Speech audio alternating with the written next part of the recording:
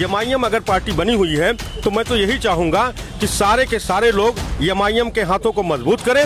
आने वाले दिनों में एमआईएम का भविष्य है। हमें कोई भी जीते कोई भी हारे, हमें इसका फर्क नहीं पड़ने वाला है और हमें जो है अपने वोटों को अब सही जगह इस्तेमाल करना है।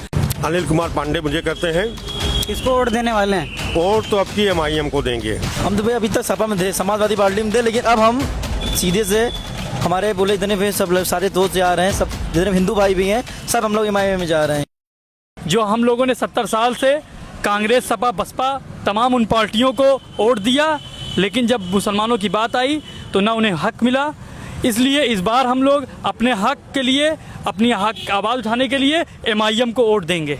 एमआईएम तो सिर्फ मुसलमानों की बात करती है। ये गलत बात है, ये मुसलमानों की बात नहीं करती है, वो दलितों की, बैकवर्डों की, मजलूमों की, पसमानदा की बात करती है। आप पार्लियामेंट में असदुद्दीन ओवैसी साहब की तमाम वो स्पीचें उठा लें, अगर वो कहीं पे भी किसी पर जुल्म हुआ है पार्लियामेंट में तो उन्होंने वो आवाज़ उठाई है। वो किसी भी वो जात और धर्म की बात नहीं करते, वो जो मजलूम है वो उसकी आवाज़ बनकर, अगर कोई 70 साल बाद अगर कोई नेता बना है, बाबा साहब भीमराव अम्बेडकर के बाद अगर कोई नेता आया है तो वो असदुद्दीन ओवैसी साहब हैं। असदुद्दीन ओवैसी साहब ऐसे हैं जो बाबा भीमराव अम्बेडकर साहब ने संविधान बनाया था।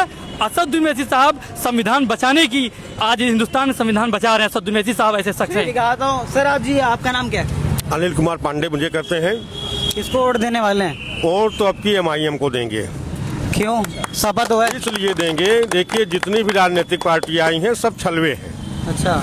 सब हर व्यक्ति को, हर विशेष वर्ग को छल रही है और छलने के बाद छोड़ दे रही है। जब आपका हिंदुस्तान स्वतंत्र हुआ था, यदि जिन्ना साहब को प्रधानमंत्री बना दिया गया होता तो आज शायद पूरे विश्व में हिंदुस्तान का नाम होता। किस वर्ग से आते हैं? हम ब्राह्मण समुदाय से आते हैं। ब्राह्मण सम्मेलन तो चल रहा है, बसपा कर रही है। ब्राह्मणों को भी तो छलवा कर रहे हैं। जितनी भी सरकारें आई हैं, या तो ब्राह्मणों का हनन हुआ या तो मुसलमानों का हनन हुआ है। ब्राह्मणों को सब इस्तेमाल करते हैं, इस्तेमाल करने के बाद छोड़ देते हैं। आप एमआईएम में क्यों जा रहे हैं? क्या चीज पसंद आई है? एमआईएम में ओवैसी साहब बैरिस्टर हैं जी, और वो एक अधिवक्ता है, सुप्रीम कोर्ट के अधिवक्ता हैं। यदि एमआईएम मजबूत होगी तो अधिवक्ताओं की बात भी होगी। हिंदू की बात तो छोड़िए, मुसलमान तो उनको बीजेपी की भी टीम कहते हैं। देखिए, कोई भी पार्टी जब खड़ी होती है किसी न किसी की बी टीम बन जाती है। जैसे अपना दल बना तो अपना दल में भी कई चीजें थी। ब्राह्मणों को नहीं लिया गया था, क्षत्रियों को नहीं लिया गया था, अन्य जातियों को नहीं लिया गया था। क्या उस पार्टी में लोग नहीं जुड़े? जब आपका बहुजन समाज पार्टी जुड़ी थी तो उसने कहा था तिलक तराजू और तलवार इनको मारो जूते चार। जब तक ब्राह्मण समुदाय नहीं जुड़ा तब तक क्या उनकी सरकार बनी?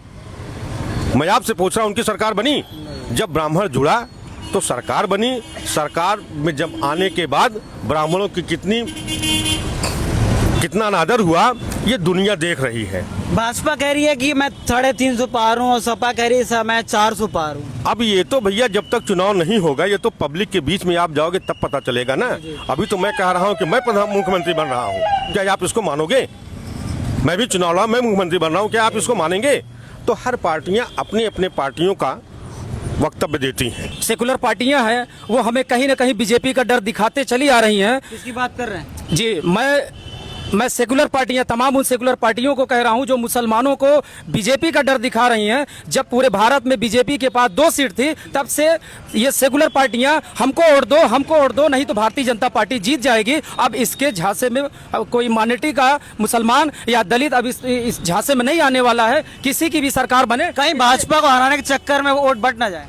हमें कोई भी जीते कोई भी हारे, हमें इसका फर्क नहीं पड़ने वाला है और हमें जो है अपने वोटों को अब सही जगह इस्तेमाल करना है।